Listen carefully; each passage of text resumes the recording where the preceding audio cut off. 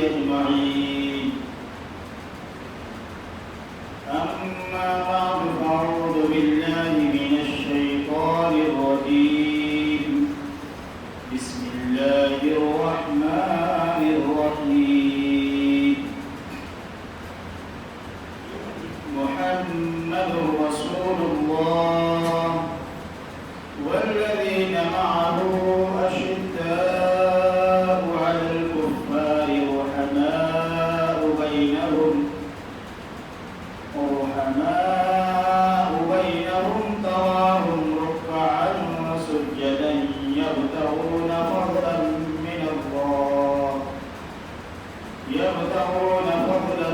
من الله ورضوانا سيماهم في وجوههم من أثر السجود ذلك مثلهم في التوراة ومثلهم في الإنجيل. وقال الله تبارك وتعالى: ولا تقولوا لمن يقتل في سبيل الله أموات بل أحياء ولكن لا تشعرون. صدق الله مولانا العظيم. رب اشرح لي صدري ويسر لي أمري واحلل عقدة من لساني وما توفيقي إلا بالله العلي العظيم. درود اللهم صل على سيدنا محمد وعلى آل سيدنا محمد وبارك وسلم. معزز حاضرین، دینی اور ایمانی بھائیوں، سیدنا امیر المومنین عمر فاروق رضی اللہ تعالی عنہ کا تذکرہ چل رہا ہے. حضرت عمر بن خطاب رضی اللہ تعالی عنہ کو اللہ تبارک و تعالی نے ہر اعتبار سے کمال عطا کیا.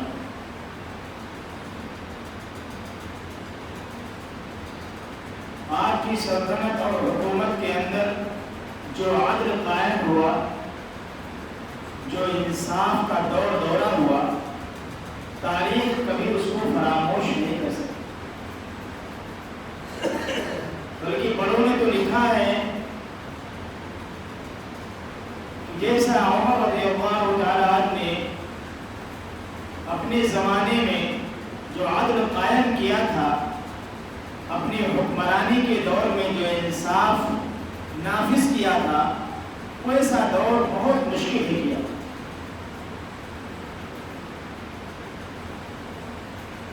حضرت عمر رضی اللہ تعالی عنہ کا ایمان لانے کا واقعہ آپ حضرات نے سماعت فرمایا کہ اس کے بعد ایمان والوں کو نبی پاک صلی اللہ علیہ وسلم کے صحابہ کو اسلام کے تئیں کھلی طور پر آزادی مل گئی. گویا کہ اللہ تبارک و تعالیٰ نے اسلام کو، شریعت کو اور دین اسلام کو حضرت عمر رضی اللہ تعالیٰ عنہ کے ذریعے سے تقویت بخشی. نئی بات ایمانی طور پر سماعت فرمایا کہ اللہ کا دین، اللہ کی شریعت، اللہ کا نظام، اللہ کا قانون کسی کا محتاج نہیں، ہم اللہ کے محتاج. لیکن چونکہ پوری کائنات اور کائنات کے اندر جو ایمان والے ہیں، جو صحابہ ہیں، اس کے بعد تابعین ہیں، تبع تابعین ہیں، بزرگان دین ہیں اور عام مومنین اور مومنات ہیں، ان تمام لوگوں کو اللہ تبارک و تعالی نے ایمان کی دولت عطا کی. لیکن حضرت عمر بن خطاب رضی اللہ تعالی عنہ اللہ کے نبی صلی اللہ علیہ وسلم کے مہمانِ مراد ہیں. ہم سب مرید ہیں، لیکن حضرت عمر آقا کے مراد ہیں. اس اعتبار سے ان کا مقام بھی بڑا ہوا. تو حضرت عمر رضی اللہ تعالیٰ عنہ نے اپنے زمانے میں جو نظام بنایا، جو قانون نافذ کیا، میرے عزیزو وہ قانون بہت مشکل ہے کہ وہ دور آئے، لیکن ہم تمامی حضرات حضرت عمر رضی اللہ عنہ کا واقعہ سنیں، اس میں سے اندازہ کریں کہ اللہ تبارک و تعالیٰ کی وحدانیت اور نبی کی رسالت حضرت عمر رضی اللہ تعالیٰ عنہ کے قلب اطہر کے اندر ایسی راسخ اور جاگزی ہو چکی تھی، پیوست ہو چکی تھی کہ میرے عزیزوں اللہ کے حکم کے خلاف، نبی پاک صلی اللہ علیہ وسلم کے قول اور فعل کے خلاف ایک ذرہ بھی گوارا نہیں، من وعن اسی طرح ہونا چاہیے۔ واقعہ آپ نے سنا کہ اللہ کے نبی صلی اللہ علیہ وسلم کے پاس دو لوگوں کا واقعہ ہے، اس میں سے ایک منافق تھا جو اپنے آپ کو مسلمان ظاہر کر رہا تھا، اور دوسرا یہودی تھا، زمین کا مسئلہ تھا۔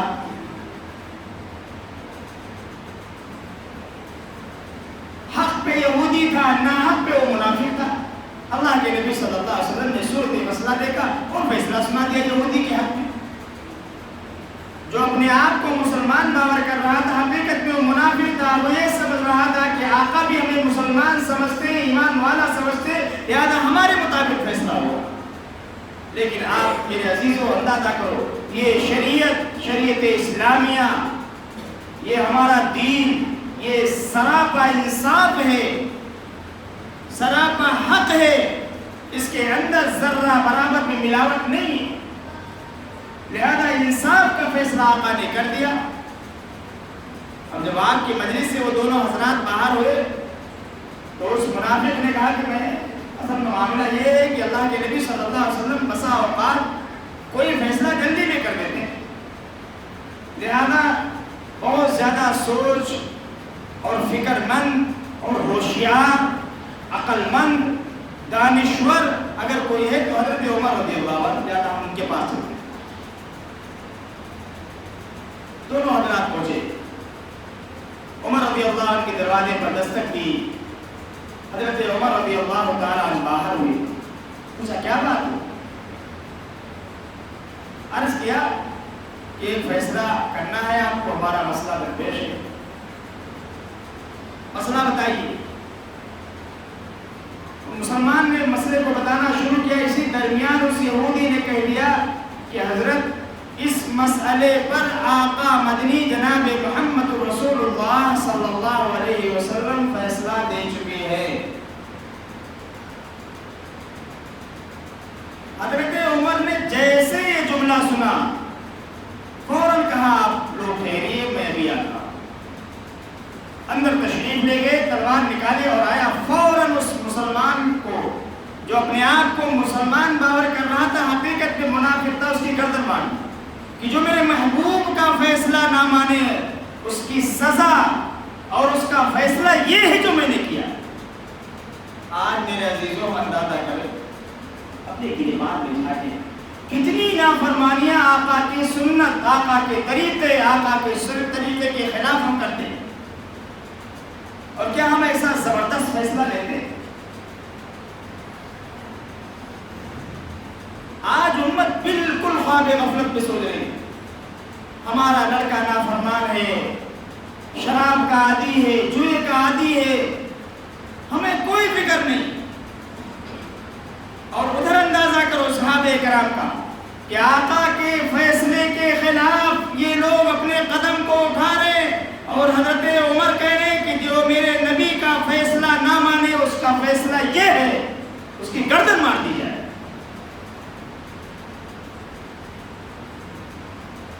ایسا انصاف قائم کیا۔ اس کے بعد بہت سارے لوگ کھڑے ہوئے کہ حضرت عمر رضی اللہ عنہ نے ایک مسلمان کا قتل کر دیا، دیت دینی چاہیے، 100 اونٹ دیں۔ لیکن اندازہ کرو، جو انسان ایمان پر، حق پر ثابت قدم رہتا ہے، اللہ تبارک و تعالی آج بھی ایسے انسان کی مدد کرتا ہے، اور اس وقت بھی اللہ تبارک و تعالی نے حضرت عمر رضی اللہ تعالی عنہ کی مدد فرمائی۔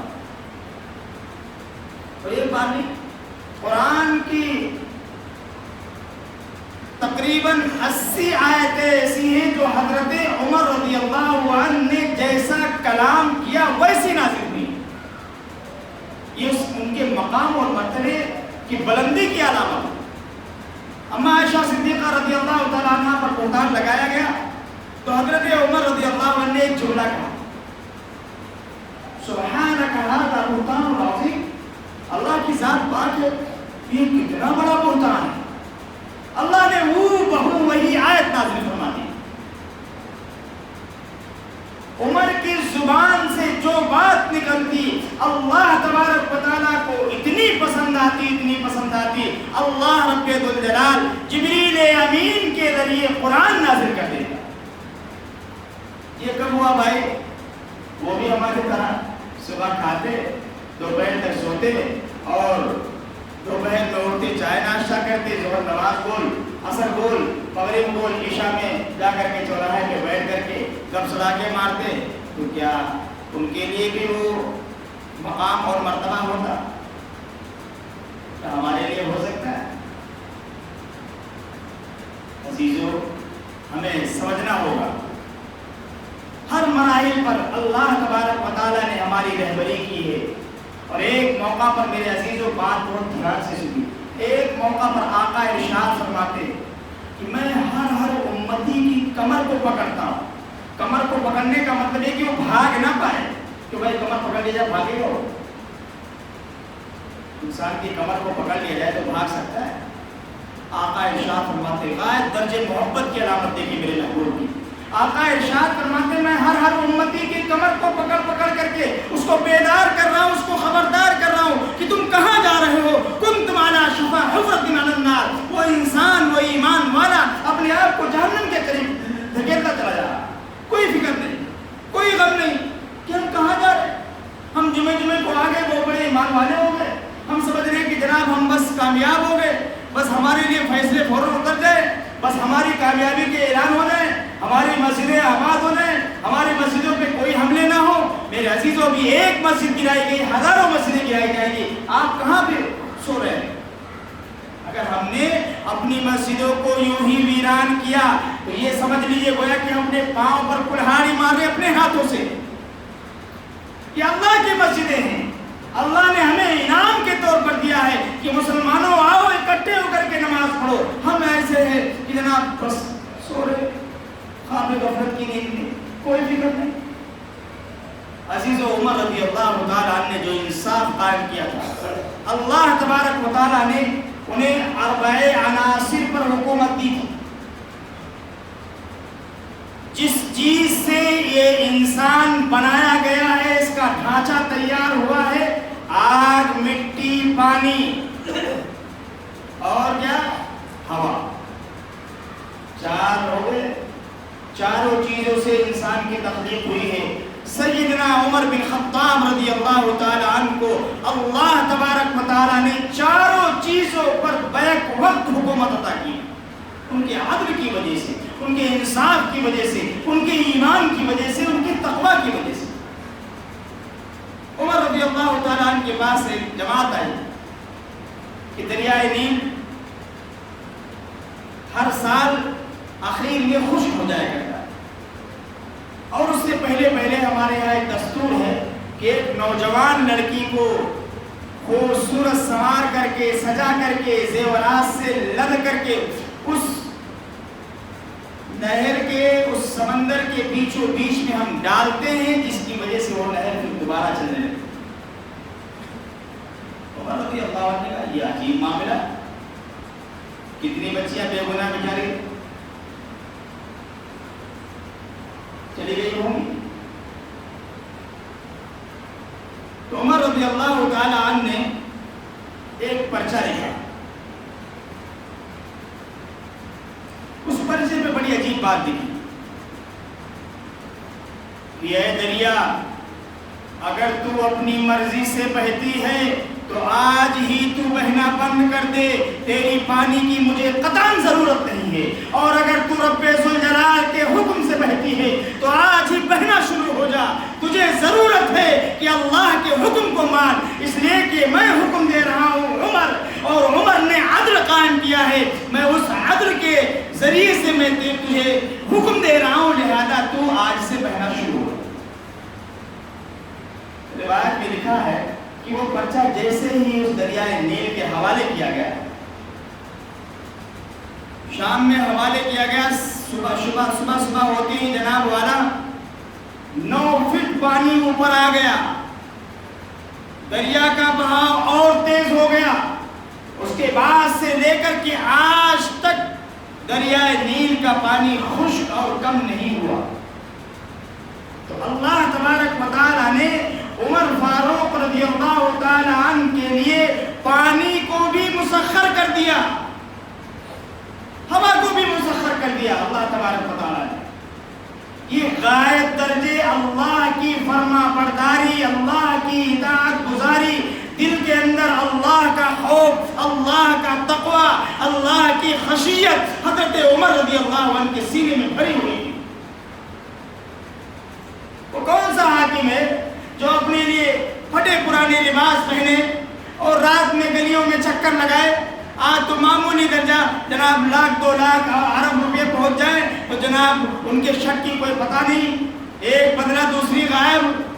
اب نئی شک چاہیے، نیا لباس چاہیے، ہر دن نیا لباس چاہیے۔ لیکن اندازہ کرو عمر فاروق رضی اللہ تعالیٰ عنہ کو کہ بادشاہ وقت ہیں، امیر المومنین ہیں، اور سیدنا عمر بن خطاب رضی اللہ تعالیٰ عنہ کے لباس مبارک پر 70 پیبند لگے ہوئے ہیں۔ اللہ انہوں نے کام کیا، ہزاروں سال نرگس اپنی بے نوری پہ روتی ہے، بڑی مشکل سے ہوتا ہے چمن میں دید اور پیدا، بڑی مشکل۔ آج ہم یہ سمجھتے ہیں کہ بس جمعہ کی 2 رکعت پڑھ لے بس ہم کامیاب ہو جائے۔ میرے عزیزوں، صحابہ کرام نے قربانی دی ہے، اپنے وقت کی قربانی دی ہے، اپنی خواہشات کی قربانی دی ہے۔ کیا ان کے پاس دل نہیں تھا کہ میرا بھی دل چاہتا اچھا لباس پہنے؟ لیکن انہوں نے ساری چیز اسلام پر قربان کر دی۔ یہی وجہ تھی کہ عمر فاروق رضی اللہ تعالیٰ کی زبان سے نکلتا تھا جان دی ہوئی اسی کی تھی۔ حق تو یہ تھا کہ حق ادا کرو، حق تو کچھ اور تھا۔ جان تو اللہ نے دی ہے، ہمارا تھوڑا ہے، ہم نے خود اس کے اندر کوئی اپنی کاریگری نہیں دکھائی۔ اس کو اللہ کے حوالے کر دینا کون سی کامیابی ہے؟ لیکن میرے عزیزوں، انہوں نے زندگی کے مقصد کو سمجھا تھا۔ آج اللہ معاف فرمائے، ہم نے اپنی زندگی کے مقصد کو سمجھا ہی کہ ہم کس لیے دنیا میں آئے۔ تو عرض یہ کر رہا تھا حضرت عمر رضی اللہ عنہ کے لیے اللہ تبارک و تعالیٰ نے ہوا کو بھی مسخر کر دیا۔ مدینہ منورہ میں آگ لگ گئی۔ آج بھی جو لوگ حج میں گئے ہوں گے، اللہ ہر ایک کو وہاں کی حاضری نصیب فرمائے، ہر ایک کو اپنی بارگاہ کی حاضری کی توفیق عطا فرمائے۔ جب آپ مدینہ ایئرپورٹ سے مدینہ کی طرف چلیں گے تو تقریباً 10-12 کلومیٹر پہلے ہی ایک پہاڑی ہے جو آدھا سیاہ ہے آدھا سیاہ نہیں۔ یہ وہی پہاڑی ہے، آگ وہاں تک پہنچ گئی۔ اندازہ کرو، یہ تو آگ لگتی ہے ہر پتھر کے اندر، لیکن اگر آگ لگ جائے پتھر کے اندر تو کیا حال ہوگا؟ وہ تو جوالا مکھی ہو جائے گا۔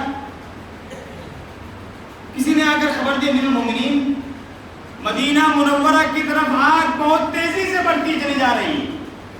حضرت عمر رضی اللہ عنہ فوراً تشریف لے گئے اور وہاں کھڑے ہو کر کے آگ کو مخاطب کیا، اے آگ، تجھے معلوم بھی ہے تو کدھر بڑھتی چلی جا رہی ہے؟ میرے محبوب کی قبر آگے ہے، اگر تو آگے بڑھنے کی تیری اگر ہمت ہے تو بڑھ جا، اگر تو اللہ کے حکم سے رک جا تو وہی رک گئی۔ آج وہاں پر آج بھی وہ علامت اور نشانی موجود ہے، آدھی پہاڑی جلی ہوئی ہے، آدھی برقرار۔ تو اللہ تبارک و تعالیٰ نے حضرت عمر رضی اللہ تعالیٰ عنہ کے لیے آگ کو بھی مسخر کر دیا۔ پانی کو تو مسخر کیا ہی تھا، اللہ نے آگ کو بھی مسخر کر دیا، ہوا کو بھی مسخر کر دیا۔ آقا مدنی جناب محمد رسول اللہ صلی اللہ علیہ وسلم کی دنیا سے پردہ فرمانے کے بعد جو خلیفہ ہوتا تھا وہی منبر کا حقدار ہوتا تھا۔ حضرت عمر بن خطاب رضی اللہ تعالیٰ عنہ جمعہ کے دن ایسے ہی خطبہ دینے کے لیے منبر پر بیٹھے تھے۔ آپ خطبہ دے رہے تھے، دوران خطبہ آپ نے کہا، یا ساری الجبل، یا ساری الجبل، یا ساری الجبل۔ کتنے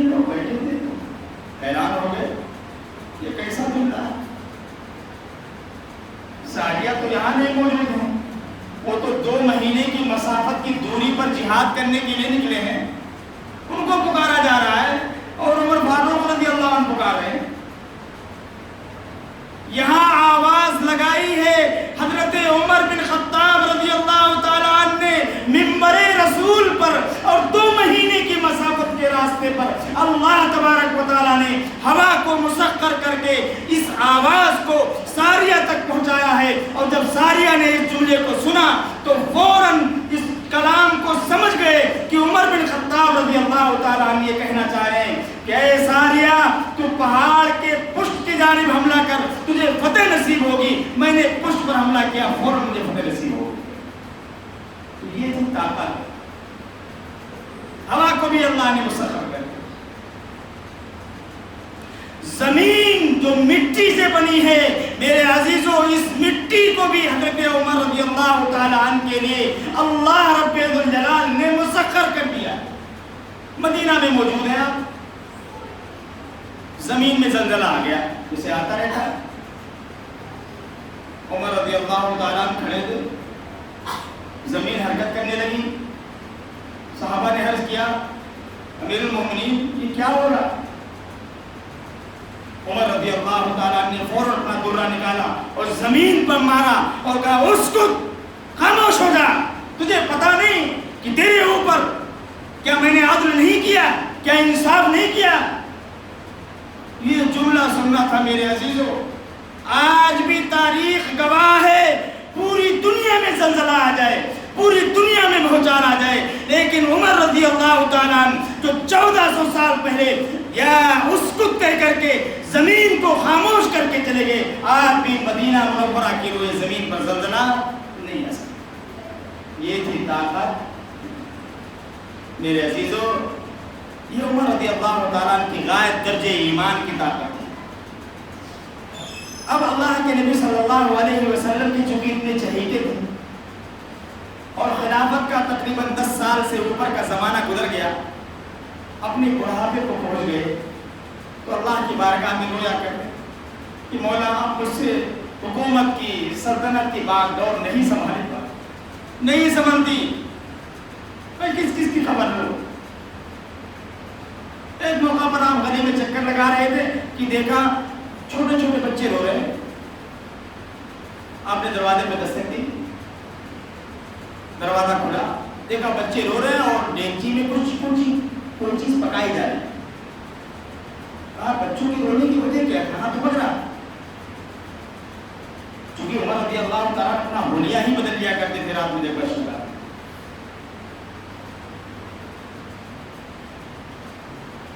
اس خاتون نے کہا اے مسافر کیا ہوتا ہے، بچے بھوکے ہیں، کوئی چیز کھانے کی نہیں ہے، میں نے اس میں دیگچی کے اندر پانی ڈال رکھا ہے، وہ کھول رہا ہے، میں نے ان کو تسلی کی ہے بیٹا کھانا پکا۔ یہ ایسی ہو یہ واقعہ صرف کہنے کا نہیں، کھانا پک رہا ہے، بچے رو رو کر سو جائیں گے، ان کو بہلا رہی ہوں۔ عمر رضی اللہ عنہ نے کہا ٹھیک ہے ابھی آپ رکیے، میں ابھی آتا۔ اپنے غلام سالم کے ساتھ آپ گھر تشریف لے گئے، بیت المال سے بہت سارا سامان نکالا، آٹا، ستو، گھی، ساری چیزیں نکالی اور لا کر کے اس خاتون کو دیا، اس کو جلدی سے پکاؤ۔ پکانے کے بعد حضرت سالم کہنے لگے کہ حضرت تشریف لے لیجیے، کام تو ہو گیا۔ کہا نہیں، جس عمر نے ان بچوں کو روتے ہوئے دیکھا وہ عمر ان بچوں کو ہنستے ہوئے دیکھنا چاہتا۔ پھر کھانا پیش کیا گیا، بچے کھانے لگے، بچے مسکرا رہے تھے۔ وہ خاتون کہنے لگی اے مسافر، ہمارے ملک کا بھی ایک خلیفہ ہے، ہماری خبر نہیں لیتا، تجھ جیسا انسان خلیفہ ہونا چاہیے۔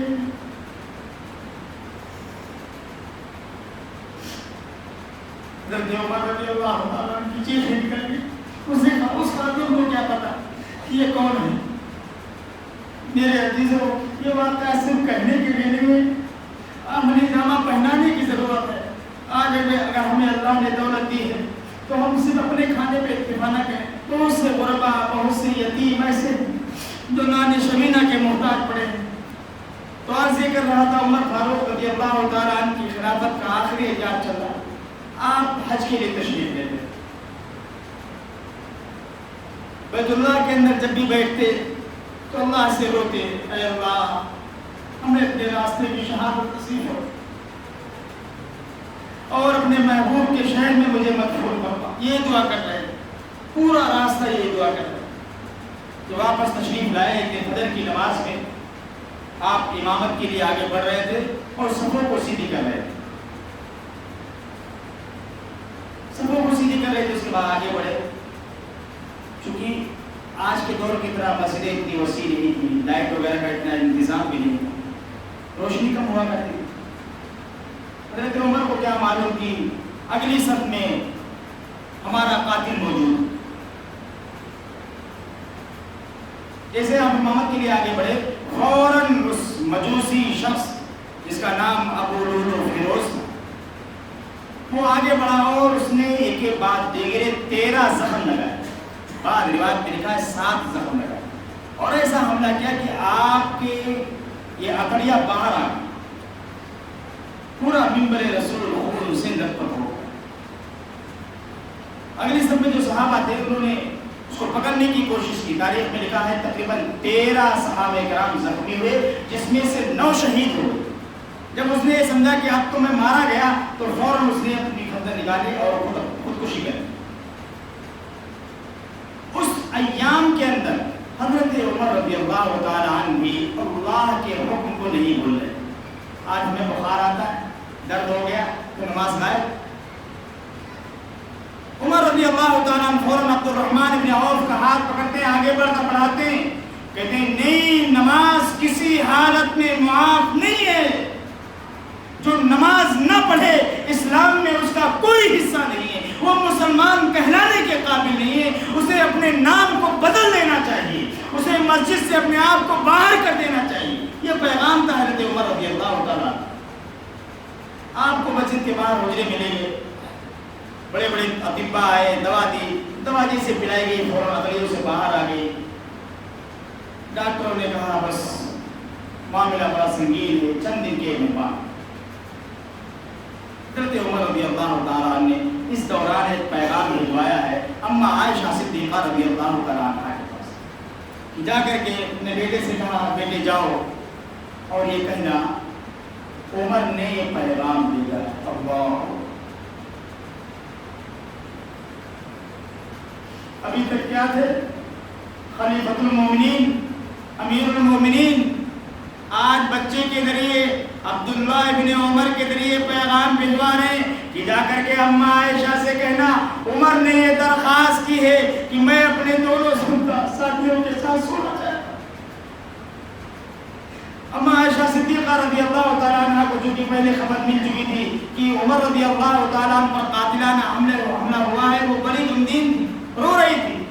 جب یہ پیغام سنا تو اور بھی رونے لگی، اور حضرت عبداللہ بن عمر رضی اللہ عنہ سے کہا کہ بیٹے میں نے یہ جگہ تو اپنے لیے رکھی، میری دلی تمنا تھی کہ میں اپنے باپ اور اپنے سرتاج کے ساتھ آرام کروں، لیکن چونکہ عمر رضی اللہ تعالیٰ عنہ نے ایسا عدل قائم کیا ہے، ایسا نظام بنایا ہے، ان کی تقوی، ان کی طہارت پوری دنیا کے اندر مشہور ہے، میں اپنے اوپر عمر کو فوقیت دیتا ہوں، جاؤ اپنے باپ کو خبر دے۔